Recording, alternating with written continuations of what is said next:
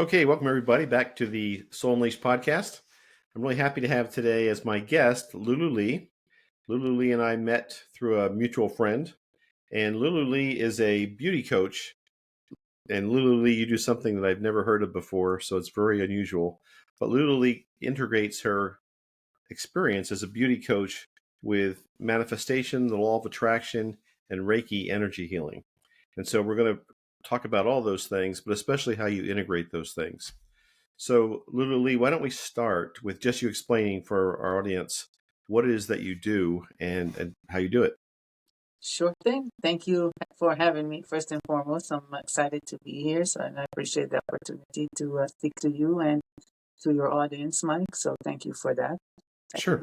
Yeah, you said right. I'm a lifestyle beauty coach. I've been a makeup artist for over 25 years, working in the different fields of the art, from fashion to movies to brides, you name it. I did it. Celebrity makeup, all of that. And then I also always lived a very spiritual lifestyle and always loved self-awareness. Really started that journey almost also kind of like 23 years ago, really dove deeply into it and started practicing the philosophy of law of attraction, then actually studied it and became a practitioner of it.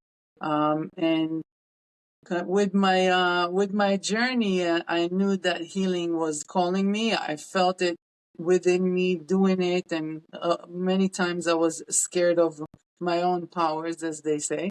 And crazy turn of events led me to know, believe, and understand that it's part of me, and I have to pursue it. And I'm happy to share more about that if you would like. But that led me to actually study Reiki, which is a Japanese energetic healing philosophy and healing process. And there's 3 levels of it. I'm master. I reached the highest level, and so I work with that. And as a makeup artist, it's kind of like the barber's chair or the psychologist chair or the bartender's chair. As soon as they sit there, we start talking. And I realized more and more from the women that sit in my chair how much of advice we're speaking about, how much the things that we talk about are much more than skin deep. And I started working my philosophy and the things that I know and doing healing. And if it's hurting, I'll put my hand, I'll do Reiki real quick, or I'll say something, or I'll bring a different perspective to them from the philosophy of law of attraction.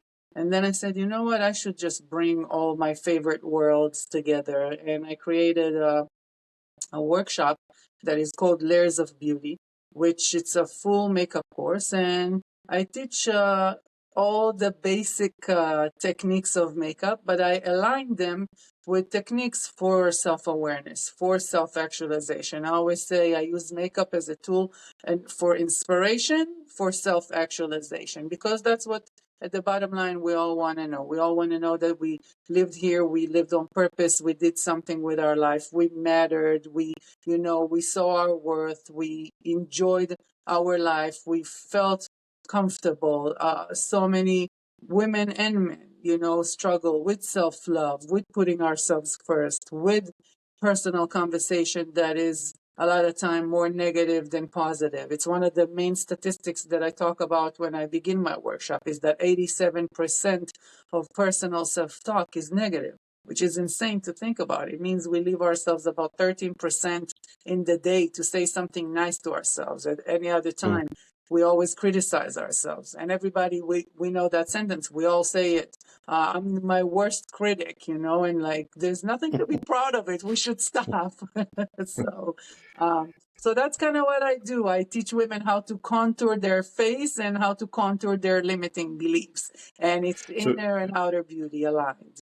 So I know absolutely zero about makeup, but can you give me just an example of, when we first talked, you mentioned something about base or whatever, and I don't know how that works, but Right. Can you kind of explain that a little bit for our listeners? Yeah, of course. So just like I gave the example right now, like contouring is a technique that teaches women how to redefine their facial features. It's putting darker colors in everywhere that shadow falls. And with that game of shadow and light, you actually redefine your jawline, your cheekbones, your forehead. If it's too big, you can make it appear smaller. All these different techniques that we do when we play with shadow light. And it's called contour because it's redefining and reshaping our facial features. And so I teach how to do that, but at the same time, I teach how to redefine and reshape our limiting beliefs, because just because we see something doesn't mean that it's true, right? And doesn't mean that this is the only way it can appear. There are so many things that we've learned with life because we saw our environment and we saw the people around us, and we learned so many things from them because they're the only people we really have to learn from when we're little. But just what they believe in doesn't mean that it's supposed to be what we believe in. But we took on these beliefs, and those beliefs created a pattern of some kind of a behavior, right? And those behaviors are integrated with feelings, and those feelings with thoughts. And before we know it, we're these people that we know to be, but it might not even be who we really are, because it's all learned behavior. So I speak of that in little things that don't go too deep because we're still in a fun makeup environment, but I always speak about, pay attention to yourself. Just because you thought you do something in a specific way doesn't mean that it's your truth. It doesn't mean that if you always struggle with money, it doesn't mean that you forever have to struggle with money. If you struggled with money because maybe you grew up in an environment that was, more scarce. And the conversation about money was, money doesn't grow on trees. The root of money is all evil, and all these sentences that I'm kind of butchering right now, but because I literally cleaned them from my mindset so deeply that I don't even remember how to say it, which I'm grateful for. You, But you yeah, just told me that you just came back from Sundance, the Sundance Film Festival, right? yes. And so I know that you work with people whose names other people would recognize. When these people that are well known or whatever sit down and you start to do their makeup, do they expect you to talk about these kind of things, or does it come up, or do you not even touch that at all when you're doing this? Well, I'm very intuitive, so I know who sits in front of me in a matter of 5 minutes. If they're talkative and they're open and their energy is open, I can feel it right away. If they're like, "Oh my God, tell me about yourself," or "How did you get here?" or "What do you do?" or they're automatically sharing about what they're doing over here, then I know they like to talk about more. If it's somebody that talks about all they want to talk about is the bags that they bought and the clothes that they brought with them, that I know that this is like, I can't go too deep, but I'll try a little bit, because that's the whole point of what I'm doing, is to bring more depth into vanity. What I teach, I always say, I teach mindful makeup artistry, because I want you, when you look in the mirror, to actually be able to say something kind to yourself. Those, affirmations that we always taught about, tell yourself you love yourself, tell yourself you're beautiful. You can do that. If you take 10 minutes to do your makeup in the morning, why not add something that brings you more value, that will make you feel good? And we always say, you don't have to believe it in the beginning. That's the key with affirmation. You keep saying it until you believe it. You're reprogramming your mind. So different people speak about different things. I found that when, for example, in Sundance, I had producers of movies and women who are movie producers and directors, and they started a conversation, and automatically I picked up from their language that we kind of speak the same language, because they talk, if somebody throw out the word journey, manifestation, frequency, those kind of like code words when somebody's speaking your language, and I start talking about different things, and they're like, "Oh my God, I love what you talk about." And then I say, I integrate makeup with mindfulness. I have this thing that I do. And they're like, I already have like so many networking connections, just because they want to create something together and they love the idea of it. So some people will love it, and some people I don't even mention it, or I'll just say, or I'll even just do my healing for them because they just needed that. Like I had someone in my chair that was in pain on the inside. It doesn't show because they're obviously sitting there getting their makeup done. But in 3 minutes of a conversation, I felt it again, because it's part of who I am and what I do. And I just started saying, like, you're beautiful. Like, because she said, you gotta help me look good. I look like shit and I don't like when people talk about. So automatically I said, don't talk about yourself like that. You look gorgeous and we're going to make you look more glamorous. I always say that, like, I'm not making you beautiful. You already are beautiful. I'm just enhancing the features that you have with a little bit of color. And automatically you see that sigh or that smile of like, thank you, you saw me, I appreciate it. And I just do my makeup and I'll say a few words, and you're worthy, you're beautiful. Everybody goes through things. I see, like, don't breathe so hard. It's okay. Breathe from your belly, not from your chest. And they'll open their eyes and like, how do you know these things? And if they ask me with a smile and they want more, then I'll just keep doing it. It's not always about promoting what I do. It's just serving people. So I literally had someone that kept telling me, you need to be a healer. And I kept smiling. I said, thank you. It's part of what I do.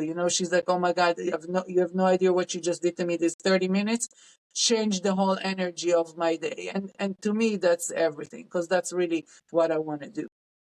Do you do the healing part, say the Reiki, separately as a separate practice aside from the makeup? Yes, I do. So all my services I can do for male or female clients, and it can be in healing and Reiki, for example. You can do it remotely too. You don't have to physically be next to me, because it's all energy. And everything is energy. It's funny. We always give the example, if you put a piece of wood under a microscope, after the atoms and the molecules and all of that, there's nothing left. It's just going to be energy, because everything is made of energy. It's our perspective as humans that allow us to see something as solid, intangible. But at the end of the day, it really is energy. So when I send energetic healing, you don't need to be close to me. I just need to know where you are. I always ask for an image to see your surroundings so I can put it inside, my mind and my mind's eye. I give you a tune to listen to, so we listen to the same frequency on a music level. And then you just tell me, of course, if there's something specifically that's bothering you. I always tell my clients, I'm not the healer. They're their own healers. I'm just a vessel to transform the energy to them, because right now they're in a position that they're not able to, or don't know how, and don't have the skill set to do it. And they found me and they brought me into their life in this moment so I can bring for them what they need. But it's not about me, it's about them. And so we just do that. We get focused and I send it. If you're next to me, then it's easier for me to do different things with you that I can do physically. But a lot of times I even have physical clients that I don't even touch. Everything is, above the body, not on the body, because it's not a massage, it's healing, If somebody specific asks for something specific, we can do that. But yeah, I do that separately. I do coaching separately. I do makeup and hair separately. And then I combine all of them in the Layers of Beauty workshop that I mentioned. Can you give us an example of somebody that you've worked with or helped through the Reiki? Reiki, yeah, absolutely. I can tell you, I had a friend that was in India and was suffering a lot. It was his workload was crazy. He worked with very high-end people in politics. So it's like bodyguarding and constant running around and stress 24/7. And the degrees in India were so high, he couldn't find the balance. He was in headaches, back pains, no sleep. And we just started doing sessions. Like we're in a different time zone, so I made sure that it's when he's in bed and relaxed. Like, you can send Reiki at any time, but it will do better if you're in a relaxed mindset or relaxed position physically. So we started doing it in the evenings when he finally gets home and he's in his apartment and he's laying down. Like I said, I asked for visuals to see where he is. And I just started sending that energy. And first of all, the first night already, he told me, I cannot believe I slept 6 hours. I haven't slept more than 2 hours straight in like a year. And he slept 6 hours fully. And then the pain too, the physical pain started to relieve. Now, funny enough, he was a person who already was familiar with Reiki and did Reiki 1, which Reiki 1 is you only learn how to heal yourself. Like I said, there's 3 of them. There's Reiki 1, Reiki 2, and Reiki Master. So once I started working with him, he kind of brought up and brought back his knowledge of Reiki, and he was reminded of what he knew. So I just started teaching him how to do it for himself again. And after 3 sessions with me, he didn't even need me anymore, because he started doing Reiki to himself every morning and every night, and started healing himself too. So I brought him to a position that he was not consumed with stress and tiredness and pain, physical pain anymore with the sessions I did for him. His back pain, disappeared. Like I said, he managed to sleep. The level of stress went down. He woke up more rejuvenated. So there was like more peacefulness within him. That inner peace changed everything. And then he started religiously to do that and help himself more. And, it changed his life. So I was grateful for that. So, Lulu-Lee, tell me a little bit about your journey, like how it started and when you started doing this. Like, did you grow up and always want to be a makeup artist, or and then How long do what we have caused for my journey? Because maybe enough. however long you want? I just Yeah, want to know more about you. I'm just joking. Yeah, of course.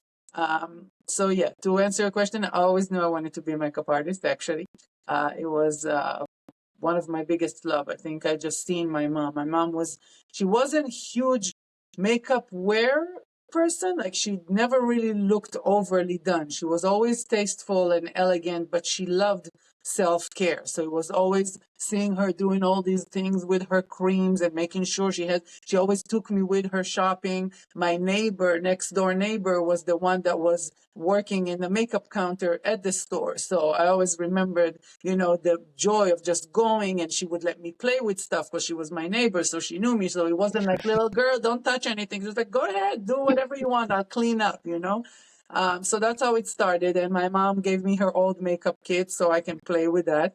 We made a deal that I won't touch the new one. I broke the deal, of course, because I wanted to touch everything.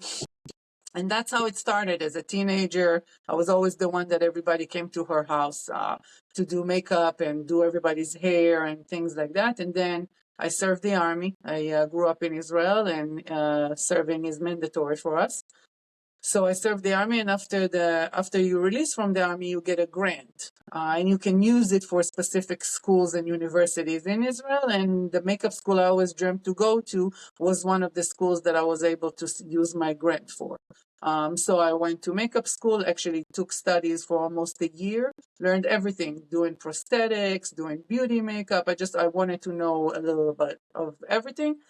And then I started work, but in alignment to that, on a personal level, I had not the easiest journey. When I was 5.5 years old, almost 6 years old, my father had a really bad accident after a party that we had. He took his sister home, and on the way back, he crashed into a parked truck. He actually went under in that little space that there is between the truck and the floor. And so he had a really bad injury, brain injury. All his ribs got crushed, his jaw got crushed. He was almost 2.5 months in a coma. And then my whole life changed. It's from having a dad that would lift me up in one hand and take me to the playground to someone that for a year was just in hospitals. Everything changed. My sisters were raising me. My mom was always gone with them.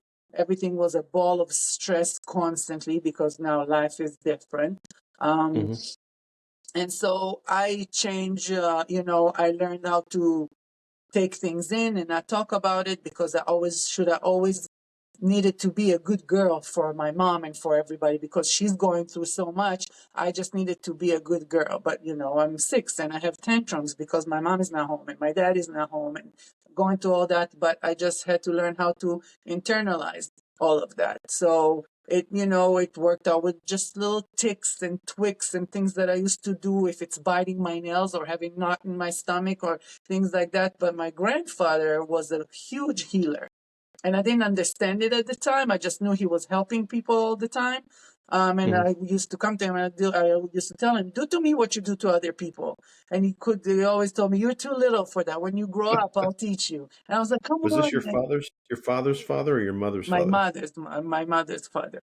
Okay. Yeah. And so And I always used to remember stories that, like women who can't bear children will come to him and he'll just put his hands on her and say a prayer. And in a matter of no time, she'll be pregnant and all these amazing things. And so I always used to gravitate to him. We were best friends. He always used to bribe me with ice cream to come move in with him. And I was like, Grandpa, I can move in with you, but I can't leave Ma. But we had a connection. And unfortunately, when I was 11, he already passed away. So I didn't get to enjoy him as much as I would have loved to. But he started coming to me from the afterlife. So was that the first time you had those experiences? I think I didn't realize it was him, but I started seeing and hearing things. And then little by little, I told myself I don't want to be scared of it. And I was able to kind of focus it more and more. Then I started realizing, okay, it's people that I love, I think, that's talking to me. And then when my mom passed away, that's when I really kind of tuned into it, because I really just wanted to talk to her again. And it was very traumatic to lose her. So what form did that contact take? What was that like? So in the beginning, with my mom, it was scary. I think she didn't really know how to come to me because it was all new to her to be on the other side, and it was traumatic to her. She didn't plan on leaving. It was 3 months before she got sick. She found out she's sick before we don't understood what happened. She was gone. And she was our whole life. Mind you, I just told you my dad had an accident. So she raised my dad back to being, a guy that could stand on his own 2 feet, coming from, being really in a year of rehabilitation, and they did nothing with him in the hospital. So she was like everything to us. And she was like this 5 foot little energizer bunny. So she was a woman of valor, truly, and her strength was beyond everything. And we took from that. But when she left, it was so shocking that I think it was shocking to her as much as it was to us. Leaving her little girl's family was everything to her. We didn't know what to do. My dad's first check he ever wrote after his accident was for my mom's tombstone, because she ran life. She ran our home. And so it was surprising to all of us. And I would just sit and cry and tell her to please come. Just please come, just please come. And then things will start. The radio will start popping up. I remember the fire detector, that we have in our houses. It started going off, and it will go off and it will freak me out because it'll be like the middle of the night and out of nowhere. And I take it off and I take the battery out and it's still beeping in my hand. And I'm like, come on. So I remember just sitting there with like, dumbfounded. And I'll be like, Mom, okay, if that's you, you have to come in a different way because this is freaking me out. It's too loud. It's too abrupt. I'm not calm. I want to talk to you in a calm way. I need to experience you in a more calm way. And then I And you started were about meditating. you were about 11 or 12 then? No. That was older. When I was little, I would hear stuff, but I'll ignore them because I was scared. I would just think I was crazy because I always talked to myself. And I had my imaginary friend that now I'm thinking it was probably a different entity. But for me, it was just like talking to an imaginary friend because I felt like it was my escape route with everything that was going on at home. Mom is not there. Dad is not there. When dad came home, he was a totally different person. Brain injury. There's a lot of verbal abuse, not in his control, but that's all he did. He yelled and cursed all day long. And it was just like a crazy new life. So I was just looking for escape. And then I found this friend that I was talking to in my head all the time. I didn't realize it was something outwardly. It was just me talking to someone that I invented. When you're I'm sorry to keep No, go interrupting ahead, you, but please. these thoughts keep popping. When your grandfather visited you, so he died when you were about 11. Right. When you say he visited you, what does that mean? Was it the same kind of things that you just described with your mother, or was it through some type of thing that you saw or felt or heard? So with him, when I was little, he will just come to me regularly, like in dreams and things. And then when I grew up more and I became a mother myself, and I started kind of thinking about this life more, life of spirituality and not religion, more spirituality, right? And I started connecting to things more. I started talking to him more. And now it became like my mom became my angel. My mom passed away when I was 27 years old. I'm 45 now. So I had about 20 years of just talking to them as my guardian angels. And then my grandmother, who I'm named after, Lulu, she passed away. So they became like the group, my group of guardians. And I always started talking to them, and I started seeing them talking to me. So my grandfather, for example, I asked him, should I be a healer? Like, because you were a healer. Am I a healer? Is it my DNA? And one day I went to the beach. I took my son he had this program to go to school, and the beach was right near it. I dropped him off and I said, you know what? I'm not going to go grocery shopping. Like, for once, I'll just go and sit and relax and look at the ocean. And I took a blanket and I sat and I decided to meditate. I'm walking back from the ocean to my car. I saw a note stuck in the sand, and it had Hebrew writing on it. And it was so weird to me in the middle of Brooklyn to like find Hebrew writing, you know? And so I picked it up, and it was half of a quote of a sentence from the Bible that I'm familiar with. And I kept thinking to myself, I know this. I wonder what does that mean?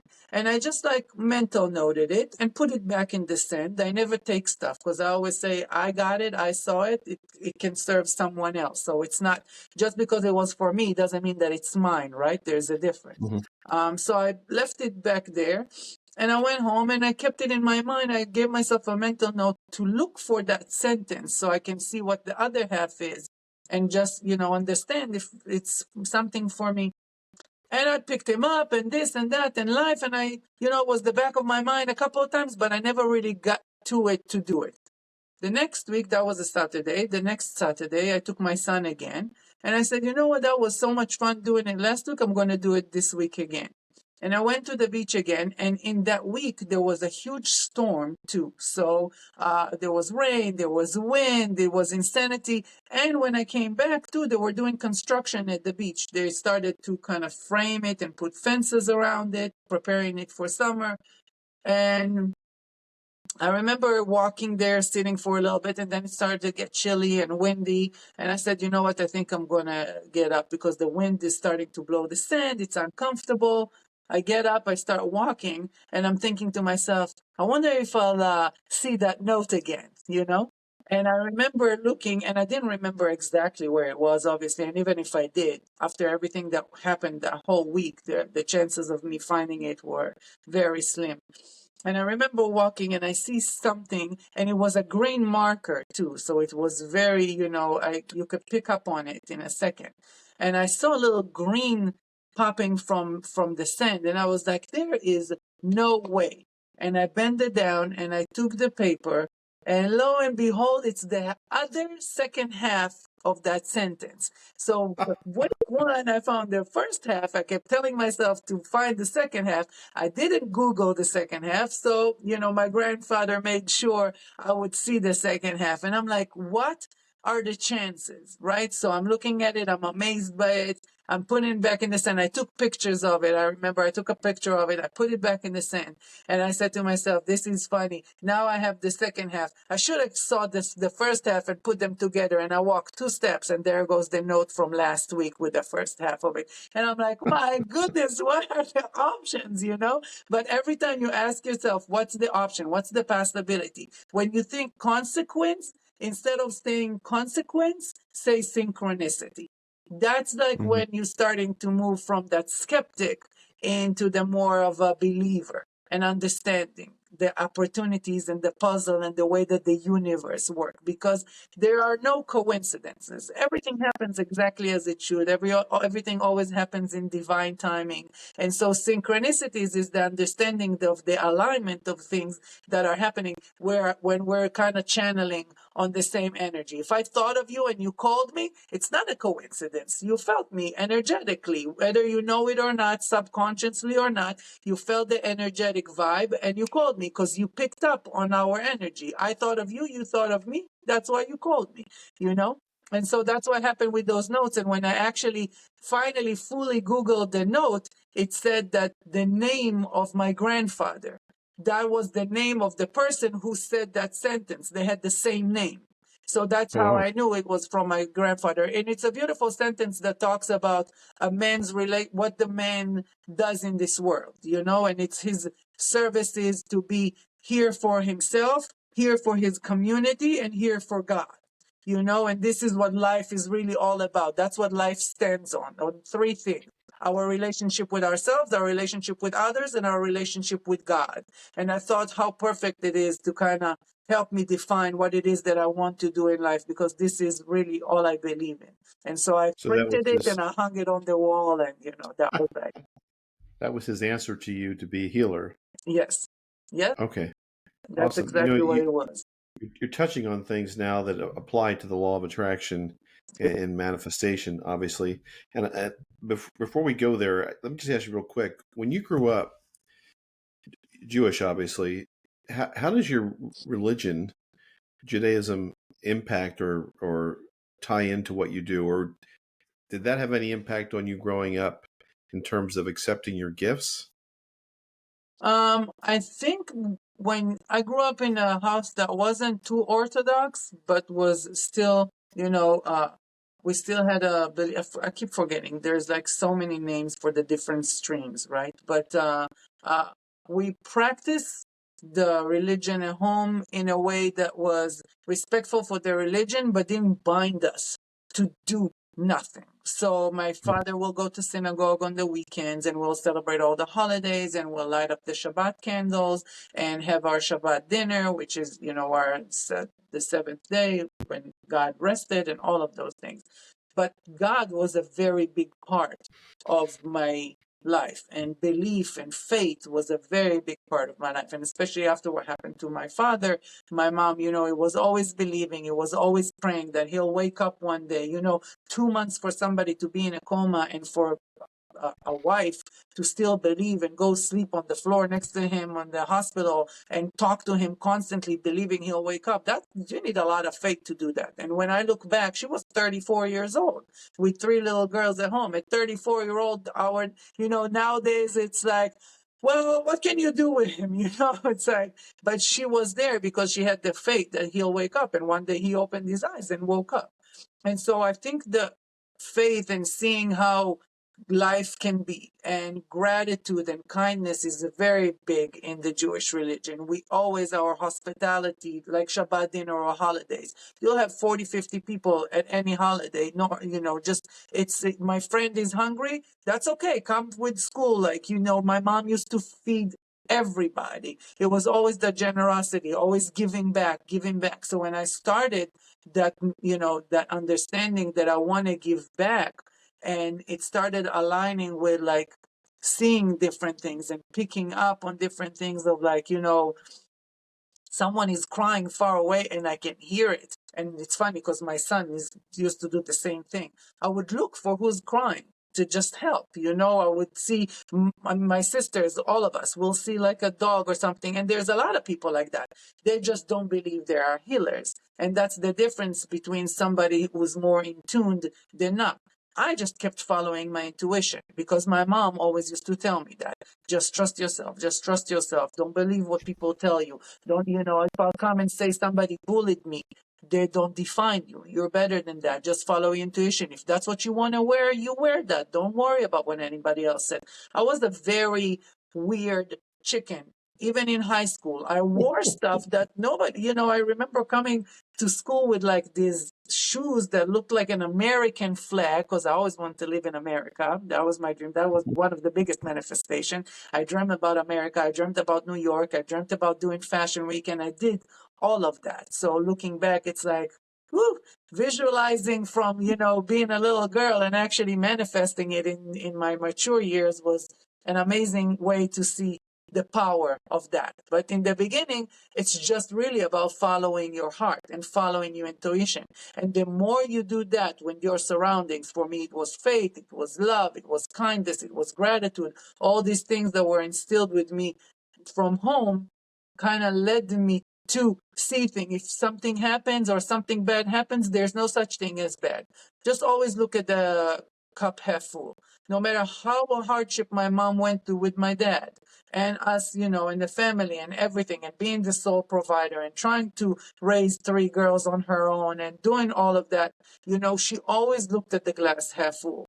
So when you have that attitude of gratitude and you believe that life is not against you, it's for you, and you just deal with it and you develop that resilience within you, you start seeing things in a different way. And the more you are open to the universe, the universe will be open to you. So, and that's what I say is the difference between skeptics and believers, is that because once you change that little bit of attitude in your mind and the mindset change to being a little bit more open, you'll see things that before would just fly through you, right? It would be like went in one ear and now the other. And all of a sudden now you listen to a song and the song actually resonates with you in a different way, and you realize that it actually has to do with something you were just thinking or feeling, and then you're like, oh my God, it's like, are there UFOs here? No. It's you speaking to the universe, and the universe speaks to you right back, because we constantly we're co-creators of our reality. And that's what Lulu, really what it's about. is there anything that you've learned? So manifestation, law of attraction, Reiki healing, intuitive healer. Is there anything that you've learned that is at odds with your religious upbringing? And the reason I'm asking is because a lot of people who listen to my podcast are skeptics in the sense that they come from very strong religious backgrounds. I was Catholic, am Catholic, and very much into the Bible, but a lot of these things in terms of Reiki healing and manifestation don't jive with what they believe the Bible to say.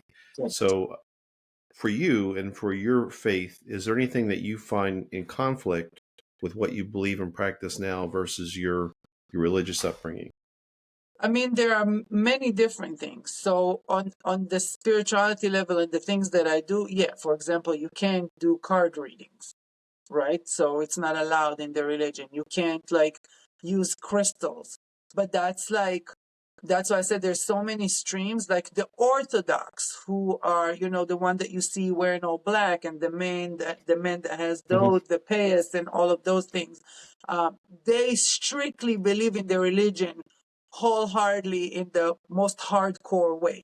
Because I didn't believe in it that way, I created my own religion. Now, even in my personal life, I married somebody who was not Jewish.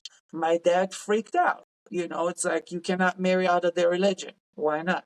Well, how is he better than me, or I'm better than him? That didn't make sense to me. I just saw people as people. I saw souls.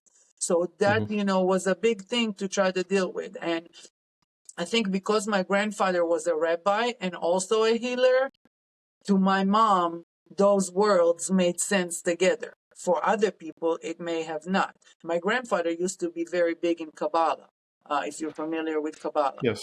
Right. So that's like a form of high level frequency openness and just being able to channel things that will help you create healing. But that was his form. So it wasn't so foreign, but at the same time, when I started dealing with different things, like, you can't do that, you're Jewish. No, I'm sorry, those two things don't exist. Like, you cannot tell me what I can and cannot do. And the more I grew too in my spirituality, it opened me up for more religion. Because, for example, when I was little, doing this, right? Like how Christians are, whatever that you guys do this when you pray in church and just crucifying, doing the cross on you. If I would have done that even as a joke, oh my God, it would be like all hell will break loose, We'll wear something that's similar, might look like something of a Christian or Islam, or I'll have like a shawl that look like a kafia, and it's like, oh my God, this is Muslim. Everybody will be so extreme with it. And for me, it was like, oh my God, it's like, it's nothing. What are you guys are freaking out from? And then when I grew up more in my spirituality and understanding the story of Jesus and who Jesus really was, and all those things, how beautiful it was, the kindness, just trying to tell people what we all know is that God is within us, and we have to follow the God within us. And, and just seeing the love of different religions and how all religions are based in the same thing. I still speak to friends of mine that are more religious or just stayed in that small-minded set of like our hometown or things like that, that they think I'm crazy when I speak about Jesus or when I speak about Muhammad or when I speak about anything else in religion that doesn't align with what they know. Because to them, Jewish is, that's it. Like, that's it. And that's fine. But to me, there is more. And I'm open to more. So I had to break out of my own walls of religion to understand that the world is bigger and love is for everybody. And if I'm healing somebody, I'm not healing someone because of his religion. I'm healing someone because of his soul. And kindness to soul is all that matters. So that's kind of like, I met it, I felt it. I was, I had to deal with a father that kept telling me, like, what am I going to tell my friends in synagogue that my daughter is marrying a Christian? I said, you know what? If you care more about your friends in synagogue than your daughter's happiness, then the problem is totally different right now. That's not the problem. And he got it too. And after my mom passed away, sometimes it takes trauma, and who knows it more than you, to kind of break you out of what you really know and allow you to see things in a little different perspective, and just get out of our own self, get out of our own way, get out of our own teachings. And those are the limiting beliefs, that we think we know things and we think we believe in things in a certain way, when actually it's like, wait, maybe, like, why did I decide that? Remember, I think I spoke to you before, and I told you one of my favorite sentences is, be open to everything and attached to nothing. Who said that this is it? Like, why? Why would I have to believe it? There is no truth. Doubt everything. Doubt everything you ever told. Do your own thing. Do your own research. Find out who you are. If you feel like, whenever I always say to people, if you want to start that journey, this is the way to do it. Every time that sentence come out of your mouth, well, that's how I am, boom, then this, it needs work, because that's not really who you are. How you know that this is you? When did you decide to define yourself? I'm a smoker, I'm a this, I'm a that. We have so many different definitions to ourselves. When did you decide to define yourself? How about you step out of this for a second, take a step back, and really look at yourself and say, you know what, maybe that's not me. Why did I decide that this is me? How did I become this person? And you start kind of digging in. And that's it always helps to have a coach, but you can do work on your own. Just start asking yourself the questions, journal the answers, journal what comes up, learn how to meditate. Meditate helped me to find myself more and find that healer within me. I had to find silence. My brain automatically, on a regular, as an artist too, it's like 700 tabs are open simultaneously in my brain. I always have to like shut down, restart. So meditation was a beautiful gift to me, and I always pushed it away because I was not in a place that was able to hug and embrace my gifts. And I was like, no, I don't have time. No, nobody has time to sit down like this and breathe right now. I have too much to do. But when you actually do, you realize how much you need it, because there's so much noise in here. And it's supposed to be. That's what this box is for. But when you pause, you understand that, okay, I'm not going to let it control me. I control it. It cannot control me. I can't allow it to control me. So That's a beautiful answer. I think you just went into your whole teaching and coaching mode there, which is awesome. I Let told me you let me how just long do we have, but it's a problem for me to stop talking. I'm gonna wrap this up here pretty soon, but I want to ask you, with all that you know and all that you've learned and what you do, what do you think happens to us, when we die? Where is your mother and your father and your grandfather? Well, my father is And alive. Yeah, my grandfather. your father, I'm sorry, Yeah, it's okay. your grandfather, your mother, and where are they, and do they come back? So for me, I don't think I have a defined answer for it. I do believe that we are energy, like I said. So we come from energy and we go back to being energy. It's that even you know, when somebody's being conceived, it's amazing to think about a seed that becomes a human, right? But it's all part of it. It all starts from something. So I feel like we go back We start from the nothing and we go back to the nothing. And the energy, because we're all energy, we're still able to communicate and we're still able to hear them or see movements or hear things and things of that nature.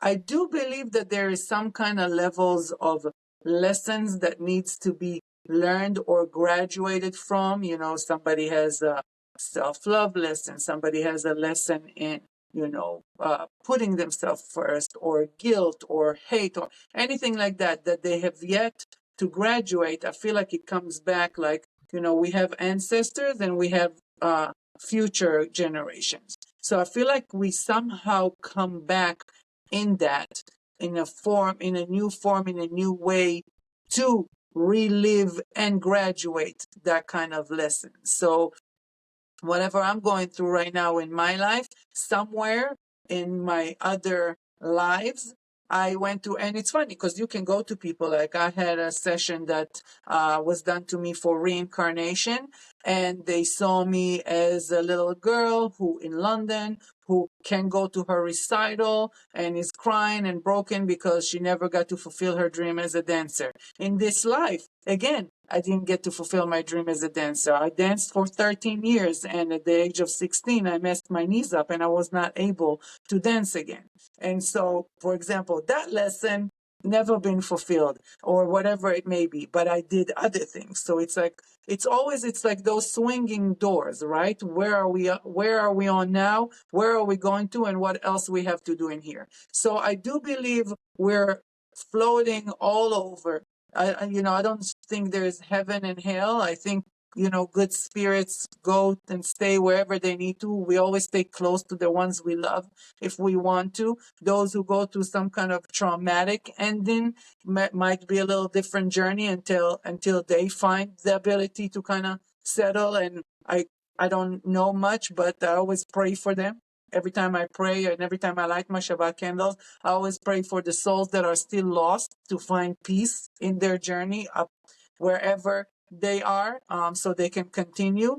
But I do somewhat believe in reincarnations. I do believe, in coming back. And I know there's a thing called group souls where we meet again. For example, like I said, when I was done the reincarnation session, my mother was my sister at one life, and my grandmother was my mother. So I feel like we constantly meet again. That's why when you meet someone that is familiar, or sometimes you have this energy pull to people, and like, I think I know you from somewhere. We probably do. We probably met in a different life. Our souls know each other, because the physical, it's funny, because when we die, if you weigh the mind of a person, before they died or after they died, it weighs the same thing. If you weigh the body, regardless to how the blood becomes heavier and all of that, like generally right when they die, it weighs the same thing. So what's the weight of the soul? Where is the soul? Because it's in our body. It's what brings us life. Without it, we can, that's the life chi, the life spirit, the life energy that's within us. So where does that go? And what's the weight of that? Nobody has an answer to that. It's here and then it's gone. And so the physical vessel is just what we know in here. There has to be more. What it is, when I'll get there, I might come back to let you know more specifically. But for that, that's really what I kind of see and believe in. Well, you answered about 5 of the questions I was going to ask you, so that's perfect. Thank you. You're welcome. So what, just to wrap this up here, what would you like to share or communicate to people who are watching this or listening to this that I haven't asked you, that you'd like to tell them? One, to be open to everything and attached to nothing. Just always don't be so skeptical. There are things that, are bigger than us. We don't know everything. As much as we want to understand, sometimes it's a thing with security for us, with, we have to be in control, because when I'm in control, then I know that, I feel that security within myself, right? And so I want to know that how everything is going to be, but I can't really control it. So when you're open and you're not skeptical, it kind of leaves room for error and mistake, and people don't really want to go there a lot of times because they're afraid. So I would say, don't be afraid.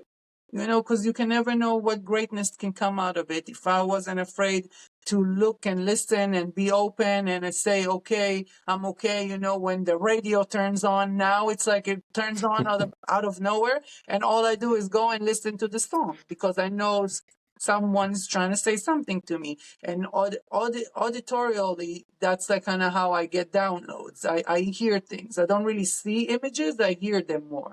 And so if something happens, instead of freak out or turn off the radio or it's ghosts are here or evil spirits, it's not necessarily, because you would feel the energy if somebody was trying to harm you in a way.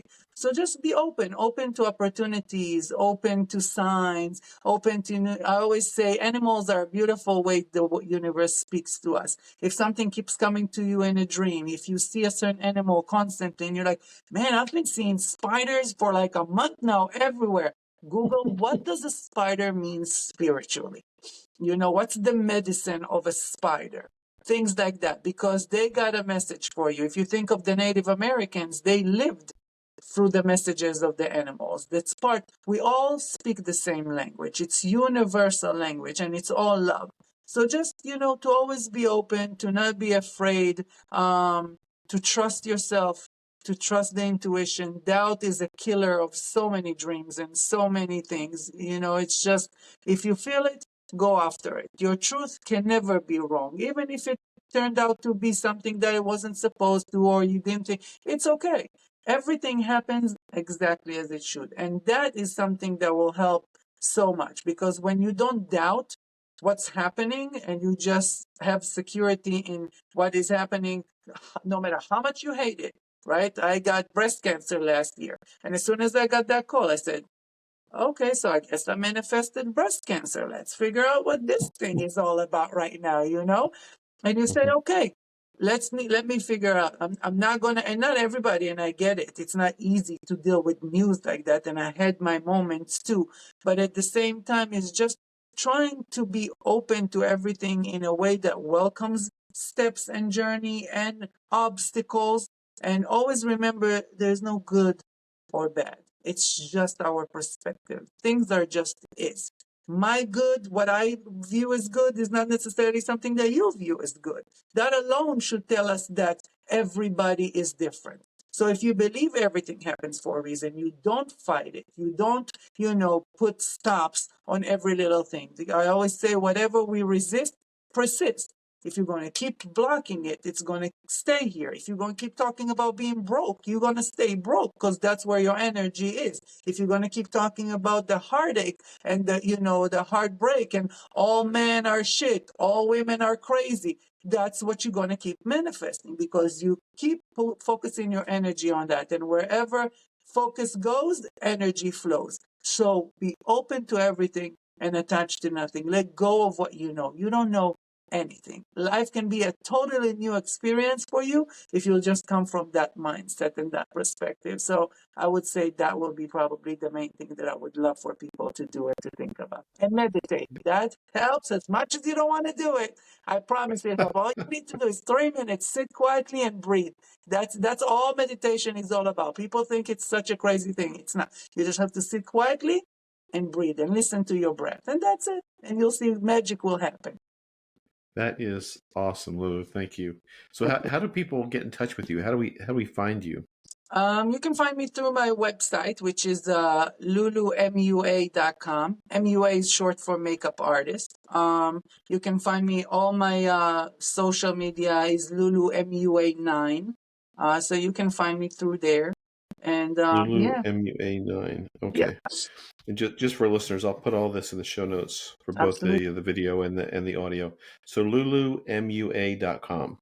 Right. That's my Okay. website. Yeah. And people can book sessions with you there?